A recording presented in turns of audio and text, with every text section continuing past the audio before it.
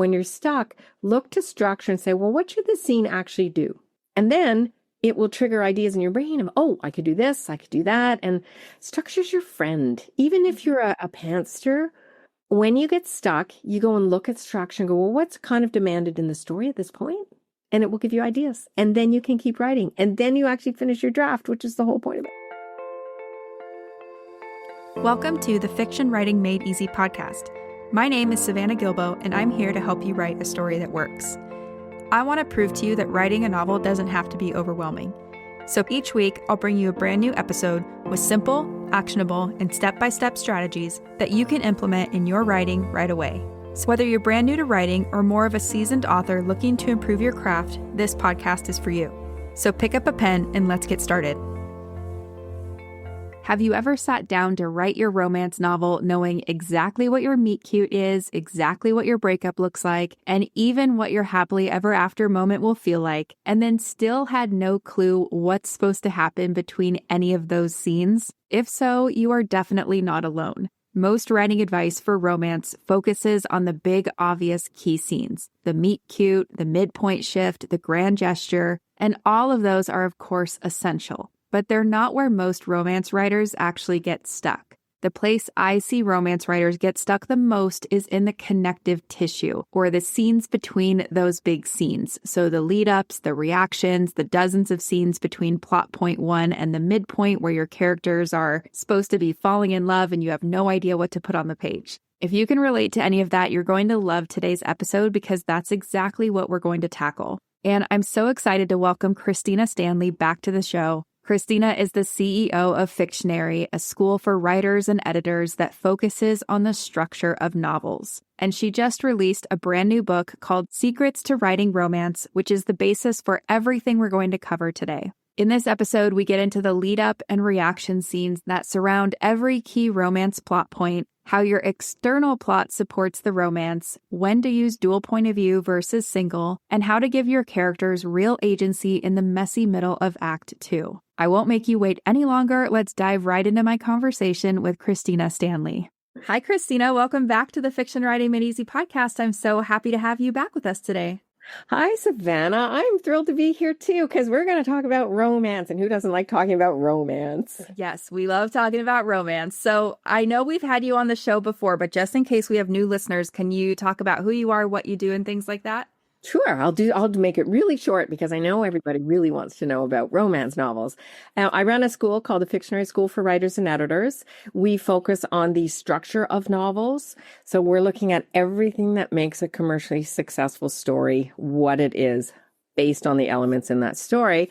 I'm also a nonfiction author and a fiction author. I have a series called Write Novels That Sell, and we'll be talking about secrets to writing romance today. And then I write mystery novels that are published, and I'm in the middle of writing a fantasy novel, which is new for me. So we'll see how that goes. I'm trying it out just to write something different. That's awesome. Right after you did a deep dive into the secrets of fantasy. That's so fun. Yeah. I love that. Okay, so we're not going to go on a fantasy tangent, even though I know we both could. We're here to talk about romance, and what we're going to talk about specifically is the scenes that happen between the key scenes. So for listeners, I will link Kristina's book that talks more in depth about the key scenes. I will link to an episode where I did a deep dive into the key scenes, but take us through those briefly, Kristina, and then we'll talk about the connective tissue between those key scenes. Okay, so what I want to say first is I think it takes extreme talent to be a good romance writer because romance readers have such high specific expectations of what a romance story is. So we'll just talk about the 5 key scenes that everything is built around in a romance.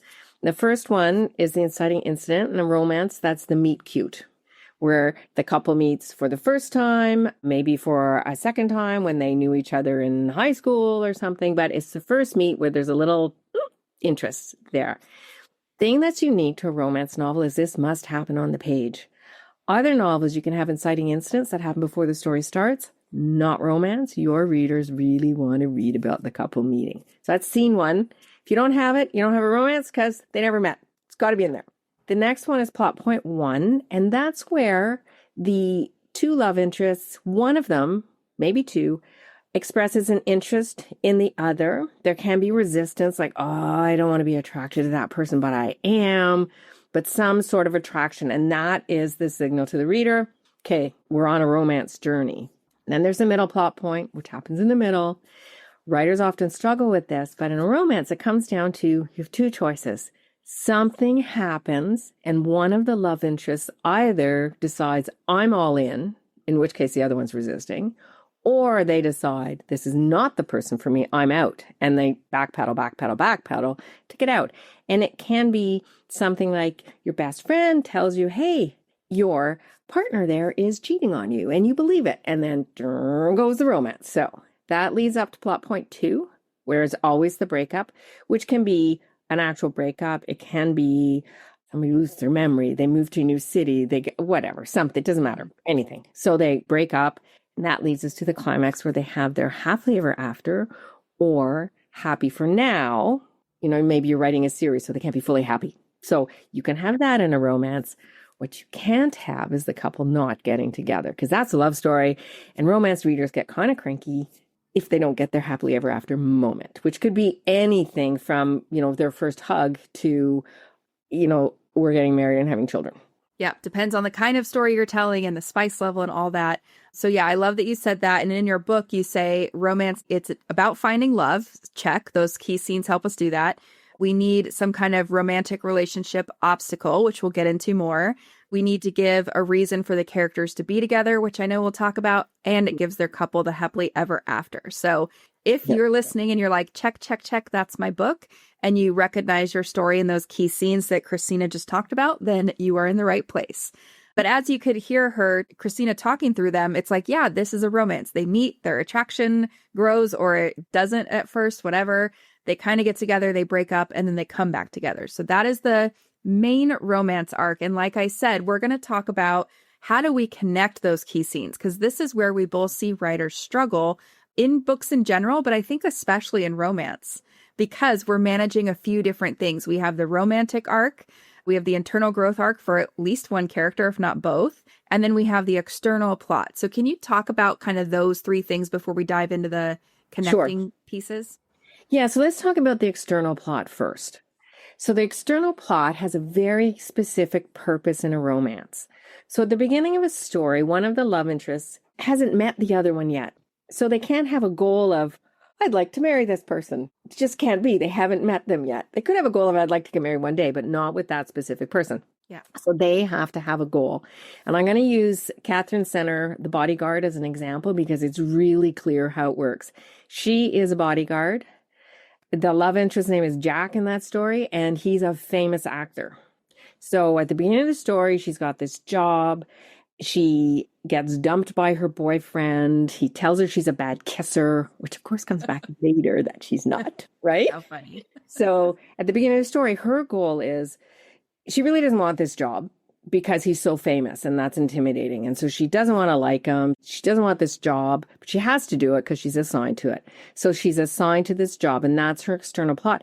And her external plot is she's got to protect him or someone's going to kill him.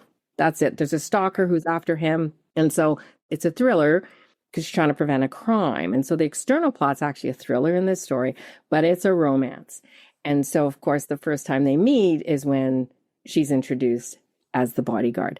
And so that external plot gives the forced proximity. Mm-hmm. And the external plot, you know, it can be anything. It can be, I got a job at the same school. We're taking, you know, some mandatory course at university and we have to be in the same thing, or it can be anything that forces two people together. Yeah, and I think sometimes writers overthink that piece because they're like, it has to be unique and novelty and new and whatever. And it's like, sometimes that's great, but other times, like you said, it just can be they have the same job. And what's more important is the forced proximity, getting them together, and then what happens because of that. So you tell me if this is weird, but sometimes I tell romance writers, like, just pick something, you know, pick something that's going to put pressure on them, put them in a container, and it doesn't really matter because that's not really what your story's about. Right. And the whole thing, it's just set up there. And your external plot, it can end at plot point 1. It can end at the middle plot point. Flat Sharon, I'm really sorry, I'm forgetting the author's name, but the premise of the book is that two people need money. So they have to share this one bedroom apartment, and he's a night shift nurse. And so they're there at opposite times. And when they sign the lease, which I think is around plot point 1, the external plot's done. They've signed the lease. Forced proximity is finished. They've got a 6-month lease. They're together for 6 months. You don't need it anymore. You can just go on to the romance. Yeah. So that works as well. And I think, like, if we said to everybody, okay, everyone here listening, here's the premise. We have a bodyguard and a famous actor. That's the story. Mm-hmm. Everybody's going to write a different book. It's going to be unique because every author brings their own history, their own voice. It'll be a different story. So it doesn't have to be, there's never been a bodyguard situation before. Of course there has. Yeah. Right? Yeah. It's almost like that part is the least important on the hierarchy of how to make your book unique. You can do it in a lot of ways. So, okay. I love that. So we talked external plot. Now the romance arc threads through that. And so does the internal growth for one or both characters. Talk about that a little bit. Yeah. So if we look at the character arc, and people often struggle with this, like, how do I do that? So when we look at the 5 story arc scenes, you have a lead up scene. There's a scene before it, and there's a scene after. And if you just simplify it down to the scene before shows their motivation, and the scene after shows a character trait that's going to help or hinder them throughout the story. So then you can show the reaction to the main story arc scene. So the reader gets satisfied with an emotional thing, but you also show maybe they're really stubborn, for example. And so they meet somebody and they're, no, I'm not doing that. Forget it. That's a trait that's going to make it difficult for that romance to survive. And they're going to have to get over it, and they're going to have to grow. And so you start at the beginning in your first plot point to go, all right, why is this person motivated? And then what's the reaction after they meet the person? And then you amp it up. And so when you get to plot point 1, then you have a stronger motivation for why is plot point 1 going to be the moment that one of them decides they're interested in the other. And then you have the reaction. In a romance, you have 2 choices. You can do point of view from both characters or from one. If you do it from one, and if you're a debut novelist, maybe it's a good thing to try because it's simpler. You have a lead up scene and a reaction scene from that character's point of view. If you do it from both, and The Wedding Date is by Jasmine Guillory is a beautiful example. 2 characters, they each get a lead up scene, they each get a reaction scene from their points of view. So you see their character growth together, and you also see their misunderstandings of what one thinks and the other. And so it makes the book really fun to read. Yeah. And in this thing, you won't see that. I love that example too, because writers will often ask like, okay, I have these, 5, 6 key scenes, whatever. Do I need to show those from each point of view if I have dual point of view and the lead up and reaction in both points of view? I think in that example, correct me if I'm wrong, the lead up and the reaction are from both, and then the key scene is shared. Because it has to be, right? Like a meet cute has to be shared between the 2 characters. Yep. And I can't remember exactly who's got the point of view for the 5 story arc scenes, but she mixes it up so they each get enough page time that they have the point of view. And when you break her book down, you can see exactly the order of him, so her, cool. him, her, what she's doing. And she has full control of, this is how I'm laying out my book. And what thought she's giving the reader after the key scenes, and what they misunderstood based on what the other person was thinking, which then you're always thinking, no, it's not that. It's this, but it feels real because that's what they're thinking as a character. Right. Okay. Can I pause you and let's talk about point of view? Because I know there are some people listening going, well, should I have one point of view? Should I have dual point of view? And I know you said if it's your first book, stick to one. So let's take that off the table and say, like, how would we decide if we're really torn between single and dual point of view? Yeah. Okay. So if both characters have a strong external story. So we're going to rewrite The Bodyguard for a minute. It's all from Hannah's point of view. She's the bodyguard. We go through the whole story from her and her external goal. She's got to protect Jack or he dies, right? He doesn't have a strong one. He's going through his career. He's just living his life. But let's say he is really tired of being famous and he wants to actually be a producer and write scripts instead. And so he has an external goal where he's just unhappy being so famous and he's got this stalker and he can't stand it. So he then, his external goal is he must find a way to get a new career. Otherwise, he's just going to be unhappy, right? He doesn't like this anymore. Or he could die because he has stalkers and all these other things are going on. So in that case, she has a strong external. He has a strong external. Both of those stories are only in the book if they help or hinder the romance to their happy ever after moment. If it's not doing that, it's not going to help you all the way through the book, right? Yeah. So you establish close proximity because you have to. Otherwise, people just aren't never together. And hard to have a romance if you're never together. But with the external, if both characters have a strong external goal, then you want to do 2 points of view because it's going to be pulling them apart, pushing them together, and you'll see it. If they don't, it's hard to write a second point of view because what are they doing? Right. They need a goal. Speaking of that, what I didn't hear you say is we don't want to have a point of view just to show what someone is thinking, feeling, because it's not enough. And I see writers default to that a lot where they're like, well, then how are the readers going to know what the male love interest or whoever is thinking if I don't show their point of view? So Emily Henry, I forget the name of the book, and that drives me crazy, but it's a book. One? It's where the happy place, where they go to a cottage type place and the love interests have to pretend they're a couple because their best friends are all there and they've been friends forever and their best friends have announced they're getting engaged and married at the end of the week. And so they're stuck close proximity. They're sharing the same room because they have no reason not to, because they haven't told anyone they've broken up. So the forced proximity is there. The point of view is single. It's the woman's point of view only. And you see what he's thinking through her perceptions. So she knows him well. So it's about he's holding himself this way. So that means he's anxious.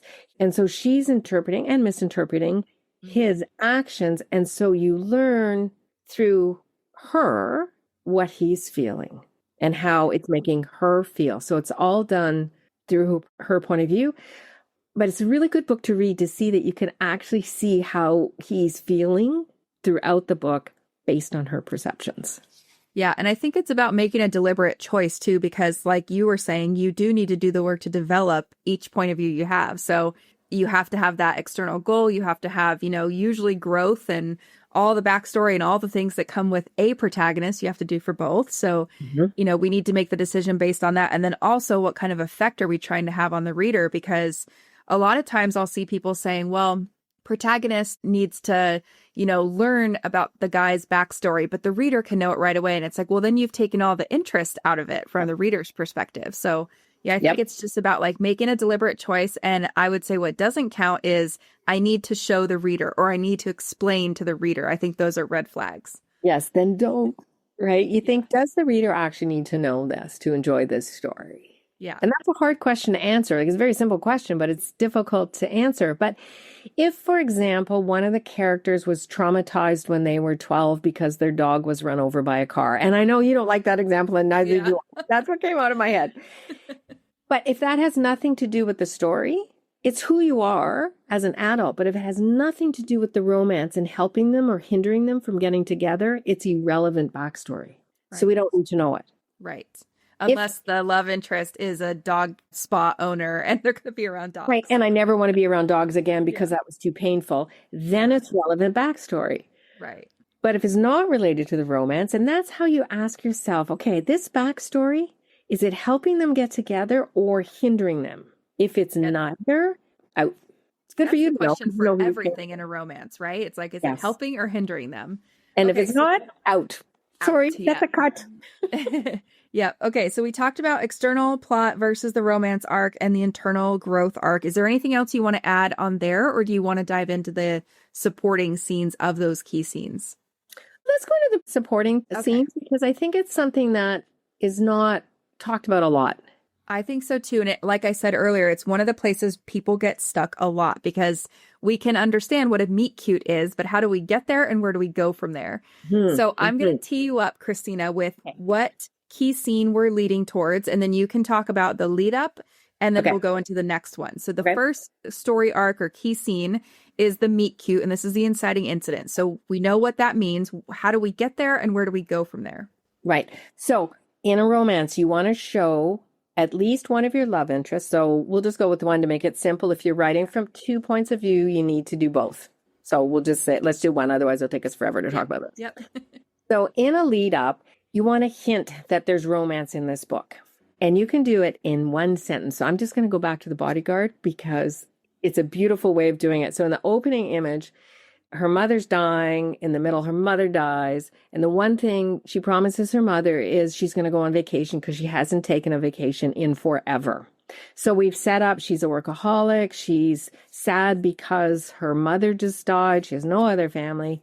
And at the end of that scene, she buys 2 tickets to Toledo. She just randomly goes on, I'm getting my 2 tickets. So that tells you there's another person. So we've just established she's sad, she's lonely, she works too hard, and she bought these 2 tickets just on a thing. So now we also know she's impulsive. So we know a lot about her character, and she's lonely. Yeah. And that's how you tee it up. And then when you get to the inciting incident where they meet, the reader knows who she is emotionally and what's her motivation for actually having a good relationship with somebody. Yeah. And then that raises questions, right? Is this going to be the person that takes that other ticket? Are they going to fall in love? So I love that example. Yeah. And it's really clear, right? When you start looking at books and reading romance books specifically for these things, you can find them and go, oh, there it is. Look at that. Yeah. Okay. I love that. So we want to hint the romance might happen. Yep. Anything else in the lead up? You know, you can do lots of things depending. If you're doing an external plot, then yes, you want more of an external plot. You need to know, like, clearly she's established as a bodyguard. Yeah. So you can put in as much or as little that the reader needs to know at this point for the story to move forward. Yeah. Okay. Right? So then we have the meet cute. And I wanted to ask you your thoughts on this because it's a question I get all the time. Should this happen on page 1? I see it happen in published books. Should it happen at the 15% mark that the plot point guides tell me to do? Like, how flexible are we here? Yeah. Okay. So that depends on your story again. So if we look at the wedding date, it happens second paragraph, third paragraph in. That's it. And the wedding date has very minimal external plot.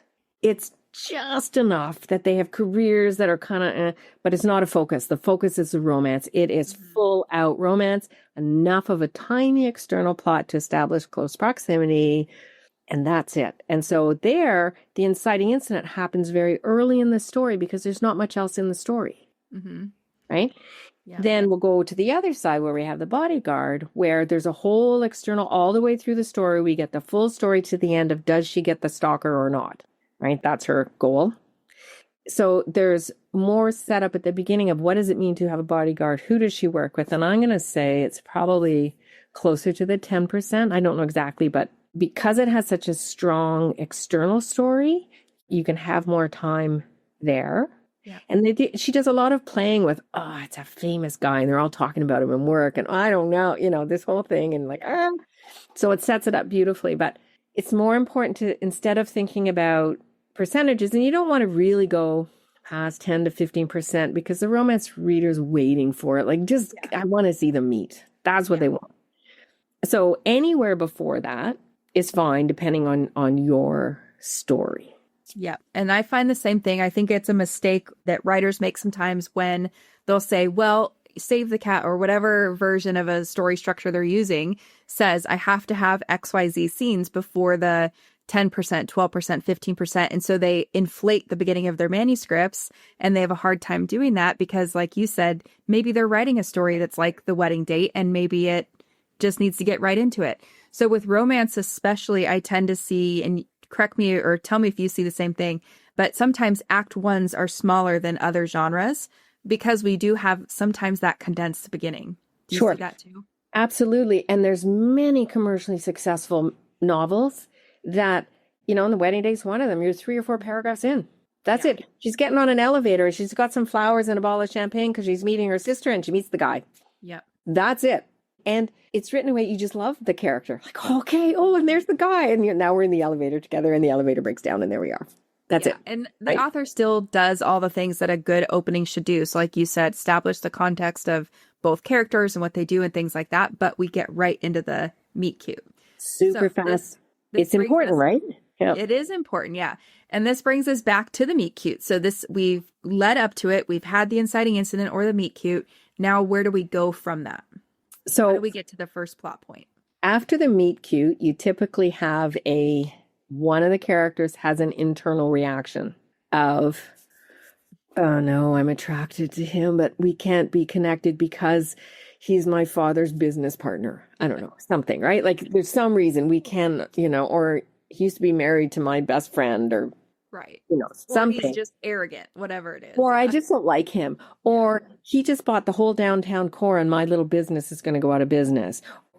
So many ways to do this. So one of them at least has to have a reaction that is both, oh, I so like this person, but I so don't want to like them. Yeah. Reasons why we can't possibly be together. And here's where you can reveal character flaws. So in the wedding date, Alexa, the main character, she is extremely insecure. And so she can't believe that this hot guy in the elevator is actually going to like her. And so everything he does, she interprets of no, that's no. And so that's what takes their romance through the up and down rolling. And you learn that right after the meet cute. Yeah. That's what she's struggling with and slowly her backstory comes out as to why she feels this way about herself.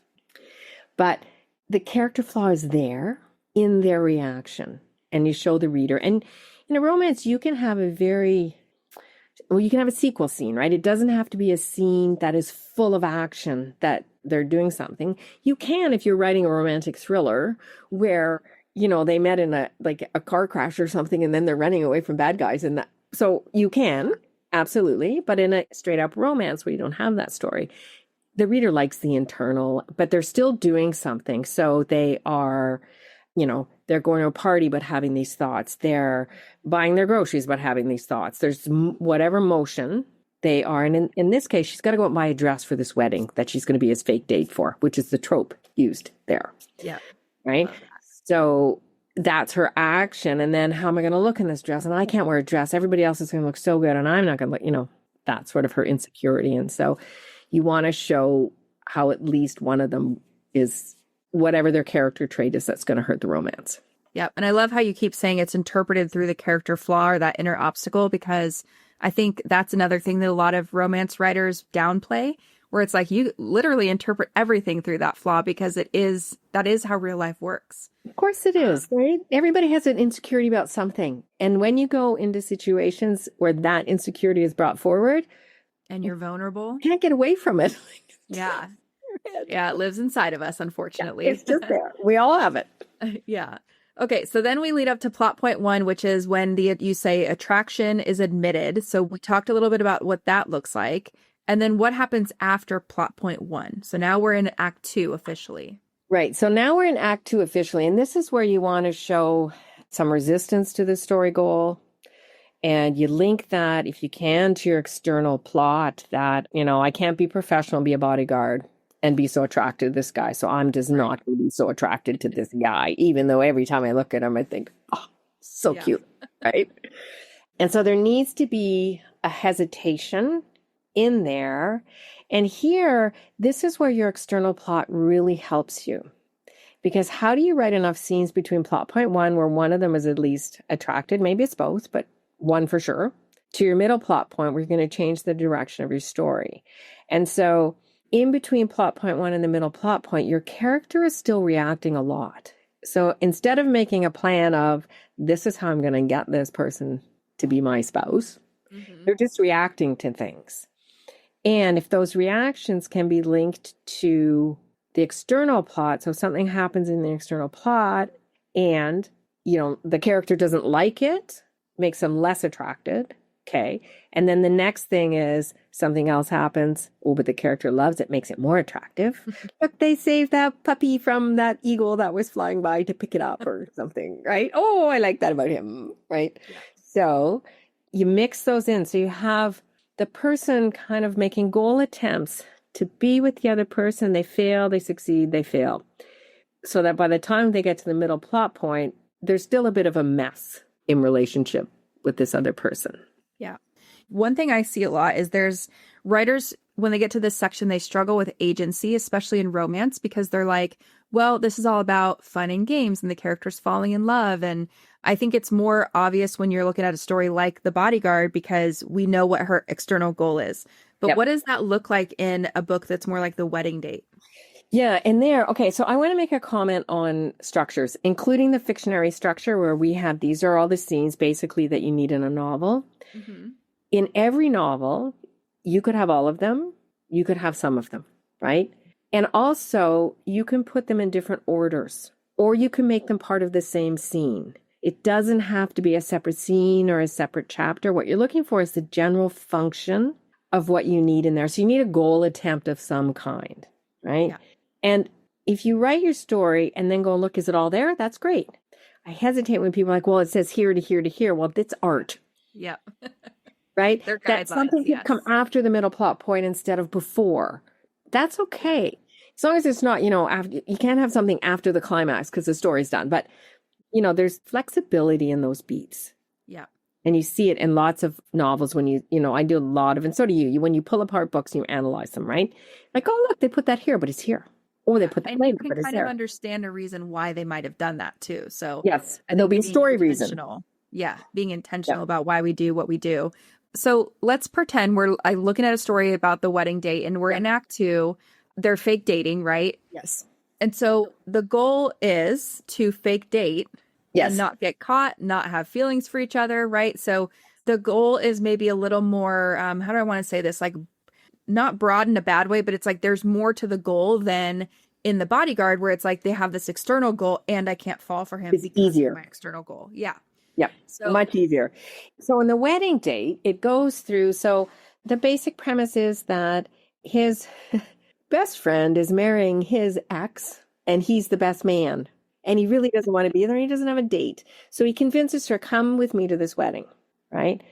So then she agrees. Okay, and so you've got your plot point 1. They're going to go to this wedding. Well, now the whole negotiation starts of, well, what does it mean coming to the wedding? Like, are we staying together? Are we, there's all kinds of things around it.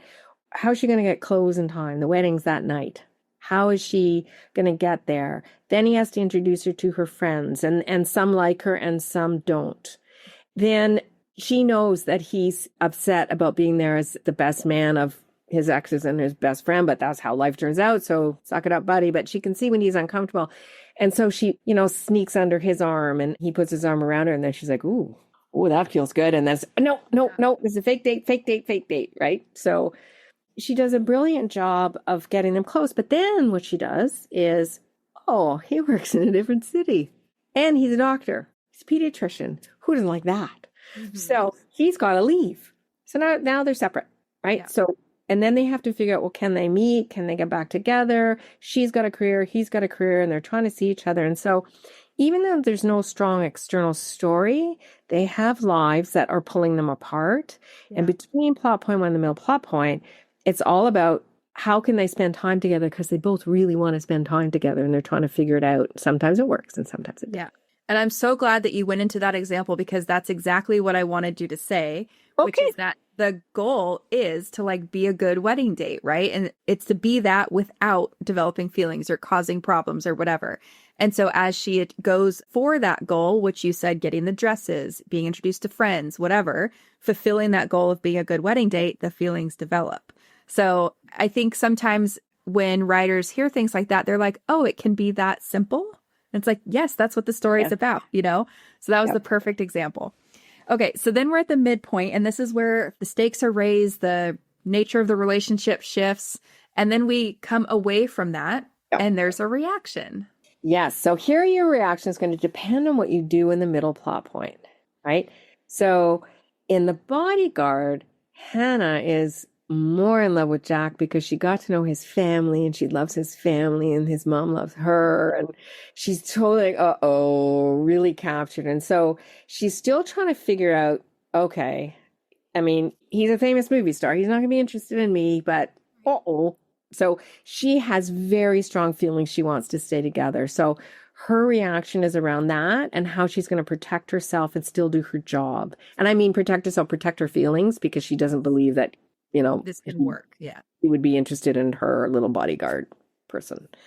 So in the wedding date, Alexa's best friend says, he's cheating on you. And Alexa believes him. Mm-hmm. So her whole thing now is to get away from him and stop this whole thing and break up. And so it's two ways to lead to plot point two where they break up. And one is in The Bodyguard, full out, she's falling in love with him, and plot point two is really going to hurt. Yeah. The other is Wedding Date. She's already in love with him, right? And it's the painful process to plot point two where they actually break up. Yeah. She knows it needs to happen, and then it happens and it hurts. And then it's awful. And of course, it's the wrong thing. We all know this. They should not have broken up, but they did. Yeah. Yeah. Okay. So great. So now they're broken up. This is the end of Act 2, typically. Now we go from that breakup. We have another reaction, and I hope listeners are hearing a pattern. There's a lead up and there's a reaction. So what's the reaction like after that second plot point? Typically, the all is lost, usually a breakup. Yeah. So somebody's devastated. Now, it could be there's a misunderstanding and one of the characters doesn't even know it exists. And the other one is like, well, now we're broken up. And, you can play this so many ways. But at least one of the characters is devastated. Usually both. At some point, it can be a total misunderstanding, but they're devastated. And with that comes, how am I never going to see my person? How am I going to disengage from this person? How am I going to get my life back on track because I put my career on hold to be with this person? Whatever it is, they start trying to figure out, how am I going to cope with this? And then here comes the grand gesture. Between plot point two and the climax, one of them has to make an effort to get back together, because if they don't, there's no romance. Right. Somebody has to do it. Yeah. Be either character. It doesn't have to be the point of view character. It doesn't matter. One of the characters has to make a huge effort to get the romance back and going, so then you can have the happily ever after moment in the climax. Yeah, and talk a little bit about how this relates to the inner obstacle in that character flaw, because usually one or both has to overcome that to get to this point, right? Yes. And so if you look at, The Bodyguard, she thinks that her famous guy she's bodyguarding got engaged to somebody else, a famous, beautiful, perfect actress. Everything she's not.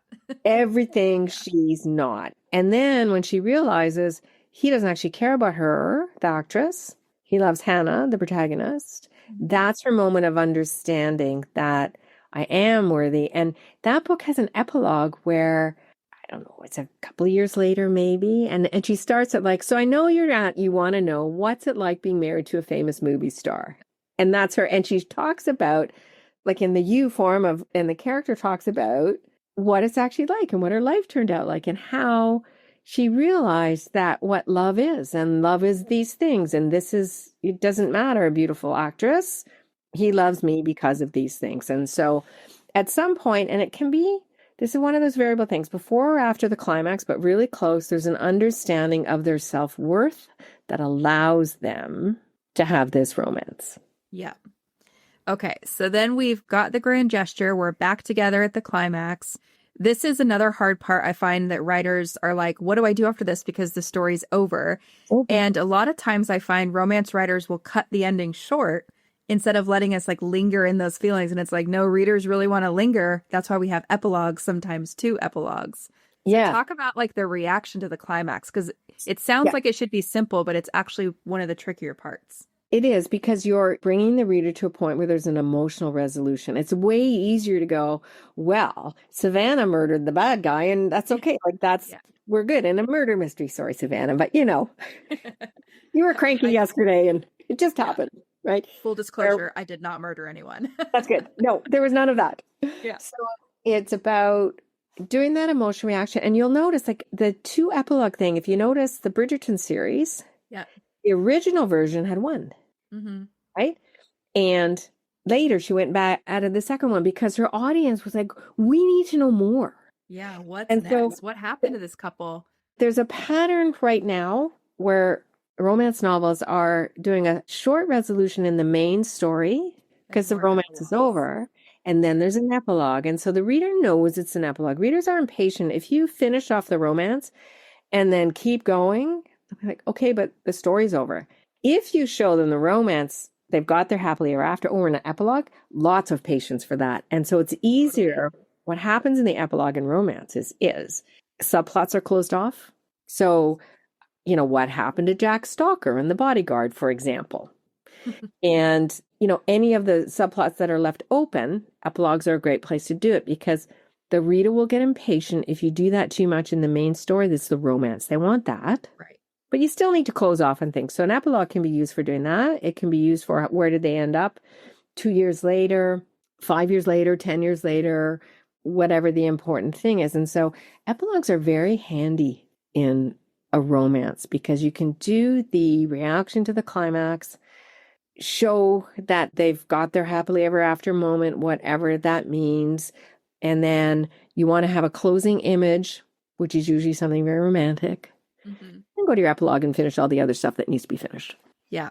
And I find that a lot of writers too, in this section of the story, they'll be like, well, all the advice says I need conflict. And what do I do after someone has got their happily ever after? And in most cases, you tell me if you disagree, but I'm like, we don't need conflict really in these ending scenes, or it's like good conflict. So, love interest is saying you can choose one of two amazing dates, and that's conflict, Right. But it's feel good conflict. Yes. You don't have to have conflict after the climax, just the same as you don't have to have an exit hook. So every other scene up to the climax has to have an exit hook of why would the reader read the next scene? Yeah. After the climax, well, the reader knows the story's over. They're reading it to close it. They're not reading it to add more excitement. And the other thing after the climax, so before the climax, every scene takes the love interest closer to or farther away from their happily ever after. Up, down, and you want that up, down, so it's exciting. After the climax, they're together. Yep. That's flat. It doesn't matter. Let us linger in it because that's what readers want. Yeah. We want a little bit of experience. Yeah, we want those emotional echoes and we want to feel all the swoony feelings of love. So let us linger. Yep.